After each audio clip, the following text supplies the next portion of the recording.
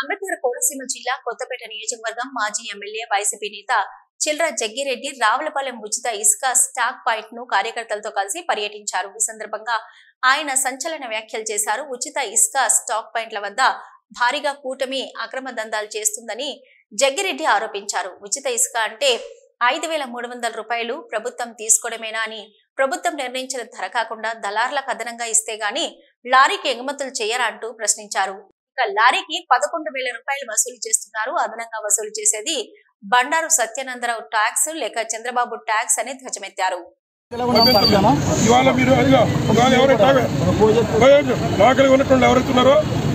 మీరు మాడుకుని మిగిలిన ర్యాంపులు ఏ పద్ధతి ఉందో ఆ పద్ధతిలో అయితే మీరు మాడుకోండి. మీకు అభ్యంతరం సార్ట్అవుట్ అయిందంటే చెప్పండి. ఒకవేళ ఇంకేం సార్ట్అవుట్ కాకపోతే ఇక్కడ రిలే దీక్షలు పెడతాం. ఇక్కడ రిలే దీక్షలు పెట్టి వైఎస్ఆర్ ఉన్నటువంటి లేదా కొత్తపేట నియోజకవర్గం వాళ్ళకి ఇసుకేవో కేవలం మేము విశాఖపట్నం వీళ్ళకి మాత్రమే అనేటువంటి వెళ్తాం. మిగిలిన స్టాక్ పాయింట్లో లోకల్ వాళ్ళకు నేస్తున్నారు, బయట వాళ్ళకి ఇస్తారు. పంపిస్తారు. ఇక్కడ కూడా లోకల్ వాళ్ళకి వేయాలి కదా.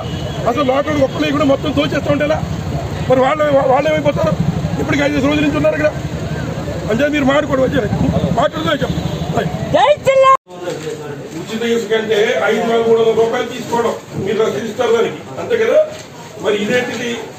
ఇది ఒక 6,000 రూపాయలు లేదా 11,000 రూపాయలు ఒక లారీకి వచ్చి బయటికి కడితేనే ఈ కట్టినటువంటి దానికి మాత్రమే లోపల పంపించే కార్యక్రమం చేస్తున్నారు. మరి ఇదెవరో ఇది బీ ట్యాక్సా, బండారు సత్యానందరావు గారి ట్యాక్సా, లేదా నారా చంద్రబాబు నాయుడు గారి ట్యాక్సా? అంటే ఈ స్లిప్ ఉంటేనే అక్కడి నుంచి బండి లోపల పంపుతున్నారు. లేకపోతే ఒక్కొక్క లారీని 3-5 రోజులు 4-5 రోజులు అట్లాగే ఉంచి పంపిస్తున్నారు.